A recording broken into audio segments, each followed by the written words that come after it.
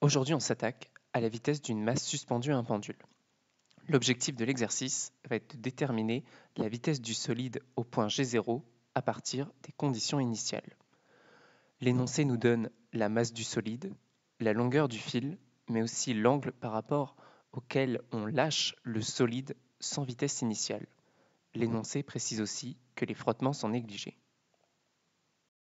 Quand on commence à faire un problème de mécanique en physique, on débute par deux choses. Tout d'abord, relever les données pertinentes de l'énoncé, comme la masse du solide et la longueur du fil, et faire un schéma où on représente les différentes grandeurs.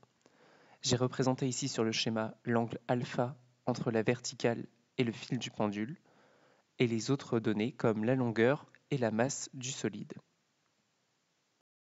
L'énoncé ne propose pas de méthode pour trouver la vitesse V0 au point G0. Il va donc falloir trouver une solution nous-mêmes pour déterminer cette vitesse. Quand on cherche à relier différentes grandeurs entre elles, nous devons nous appuyer sur un théorème. Le premier théorème qui nous vient ici à l'esprit est le bilan d'énergie mécanique.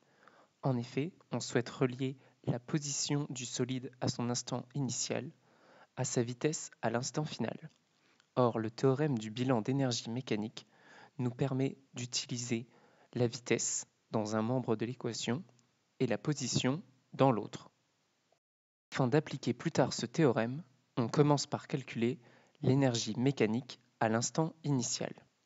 Pour calculer l'énergie mécanique, on utilise deux termes qui sont la combinaison de l'énergie potentielle à l'instant initial et l'énergie cinétique à l'instant initial. On remplace ensuite l'énergie potentielle par sa formule et l'énergie cinétique par sa formule. L'énoncé nous précise que le solide est lancé sans vitesse à l'instant initial. On enlève donc le terme correspondant à l'énergie cinétique et on se retrouve avec cette formule pour l'énergie mécanique à l'instant initial, EM égale mgh. Pour calculer l'énergie mécanique à l'instant initial, nous avons besoin de connaître la longueur h, mais celle-ci ne fait pas partie des données de l'énoncé. Nous allons donc devoir la calculer à partir des autres données. Sur le schéma, on remarque que la longueur h, ici en rouge, qui correspond à la hauteur du solide, est donnée par la formule L, la longueur du fil, moins h', la longueur entre le solide et le plafond auquel il est accroché. Nous allons donc devoir calculer h', qui n'est pas une donnée de l'énoncé. Pour cela, on remarque tout d'abord qu'il existe un triangle rectangle dans cette configuration, celui avec la verticale, le côté avec la longueur L qui est le fil, et la droite qui permet de former un angle droit. On utilise donc les formules de trigonométrie pour exprimer le cosinus de l'angle avec l'angle alpha qui est donné en fonction de h' et de L. À partir de cette formule, on peut donc exprimer h' comme L fois cosinus alpha. On remplace h' dans la formule nous donnant h et on obtient pour h que c'est égal à L fois 1 moins cos alpha. On remplace ensuite h dans la formule de l'énergie mécanique à l'instant initial et on obtient la formule suivante qui nous permet d'exprimer l'énergie mécanique à l'instant initial à partir seulement de données de l'énoncé. Même si l'énoncé n'a pas rappelé la valeur de petit g, elle peut être considérée comme connue. En effet, sur Terre, nous la prenons à 9,81 newtons. Maintenant que nous connaissons l'énergie mécanique à l'instant initial, il est l'heure d'appliquer le théorème de la conservation de l'énergie mécanique. Cependant, pour appliquer ce théorème, il faut vérifier une hypothèse, celle que l'énergie se conserve dans le système. L'énoncé fait donc une hypothèse très importante au tout début, celle de l'absence de frottement, car ils sont négligés. On note que grâce à cette hypothèse, on peut donc appliquer le théorème de la conservation de l'énergie mécanique, car il n'y a aucune perte d'énergie par les frottements ou par d'autres moyens.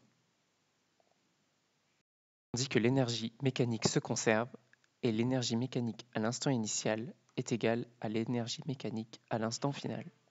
Il nous faut donc maintenant exprimer l'énergie mécanique à l'instant final et on espère ainsi faire apparaître V0. On considère l'énergie potentielle à l'instant final avec l'énergie cinétique à l'instant final. Leur somme donne leur énergie mécanique à l'instant final. Cependant, au point G0, qui est notre repère par rapport à la longueur du fil, la hauteur est nulle.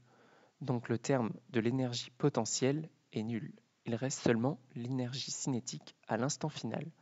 On utilise la formule de l'énergie cinétique et on obtient que l'énergie mécanique finale est égale à 1 demi de mv0 au carré. On réutilise maintenant l'égalité entre l'énergie mécanique à l'instant final et l'énergie mécanique à l'instant initial. On a donc un des deux membres qui fait apparaître la vitesse v0 et les autres seulement des constantes données par l'énoncé. On isole v0 et on obtient la formule suivante, racine carrée de 2 fois g fois L multiplié encore par 1 moins cosinus alpha. On effectue l'application numérique avec les données de l'énoncé en prenant alpha égale 40 degrés. On obtient V0 égale 0,83 mètres par seconde. Retenir maintenant de cet exercice pour réutiliser ce que nous avons appris dans d'autres exercices et problèmes de physique. Tout d'abord, quand on souhaite relier la position et la vitesse, il est intéressant de penser au théorème du bilan d'énergie mécanique. En effet, avec les termes en énergie potentielle et ceux avec l'énergie cinétique, on peut facilement relier position et vitesse. Enfin, il ne faut pas oublier que pour appliquer le théorème du bilan d'énergie mécanique, nous devons avoir aucune perte d'énergie. L'énoncé traduit souvent cela par l'absence de frottement. On a donc ensuite l'égalité entre l'énergie mécanique à l'instant final et l'énergie mécanique à l'instant initial. Suivi cette vidéo sur la vitesse d'une masse suspendue à un pendule. J'espère que cette correction t'a été utile et à la prochaine.